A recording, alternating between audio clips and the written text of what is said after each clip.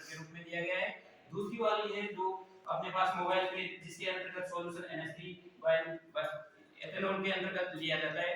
यहाँ पे एक मेजर काम होता है कि वाटर में न लेके एथेनॉल या जो ये कंपाउंड होता है उसको एसीटोन में, एथेनॉल में, इनमें लिया जाता है। वाटर का यूज इसलिए नहीं किया जाता है क्योंकि अगर कोई भी नॉन पोलर कंपाउंड होगा तो नॉन पोलर कंपाउंड होगा तो वो वाटर के साथ ज्यादा डिस्टेंस तय नहीं कर पाएगा। अतः इसमें Rf वैल्यू के आधार पर हमें क्या ज्ञात करना होता है, Rf वैल्यू के आधार पर ही ज्ञात करना होता है कि किस प्रकार से जो मूव करेंगे कण किसी भी, जैसे क्रोमेटोग्राफी में जैसे किसी भी मटेरियल को कण होते हैं वो यहाँ से कैपिलरी ट्यूब के द्वारा, अब ये क्या है ना, पेपर है, पेपर में जैसे कोई भी कपड़ा रहता है अपने पास, कपड़ा किसी भी पानी में डूबता है तो क्या करता है, पानी को अब्जॉर्ब करता है, कैपिलरी रिएक्शन के कारण कैपिलरी फोर्स वहां पर काम करता है। इसी के कारण यहाँ से वो चलते हुए अर्थात गति करेंगे और डायरेक्शन में ऊपर की ओर गति करेंगे। और इसके बारे में जानेंगे, टू फेज के बारे में आप जानेंगे, स्टेशनरी फेज क्या होता है और मोबाइल फेज क्या होता है। इसके बाद में हिस्टोरिकल डेवलपमेंट,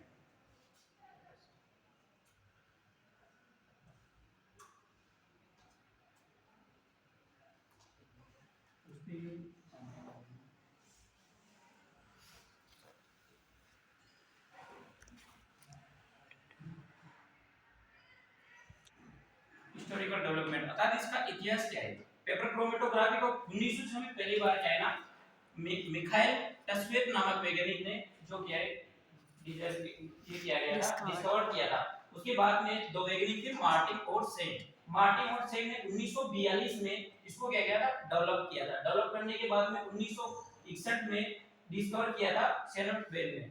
और जो ये तीनों वैज्ञानिक थे, मिखाइल टस्वेट एंड मार्टिन और सेंट, जिन्होंने नोबेल प्राइज जीता था 1952 में। और मिखाइल टस्वेट ने फर्स्ट बार एम्प्लॉयड किया था इसको 1900 में।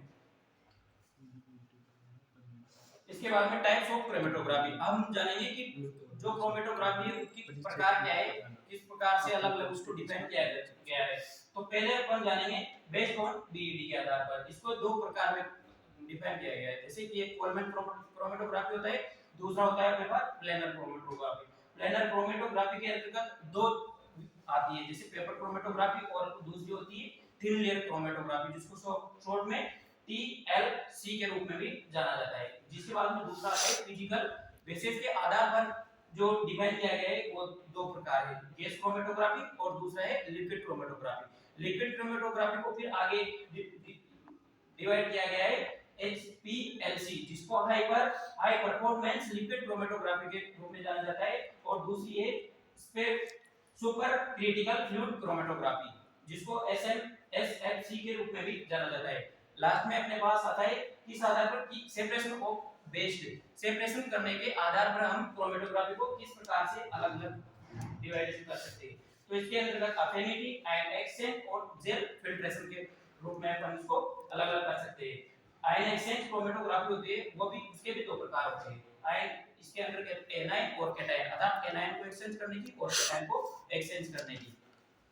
इसके बाद में अपन जानेंगे अब मुख्य टॉपिक जो हमारा है पेपर क्रोमेटोग्राफी के बारे में। पेपर क्रोमेटोग्राफी एक एनालिटिक केमिस्ट्री की टेक्निक होती है, जिसके अंदर क्या करते हैं अपन, separating disorder substance by taking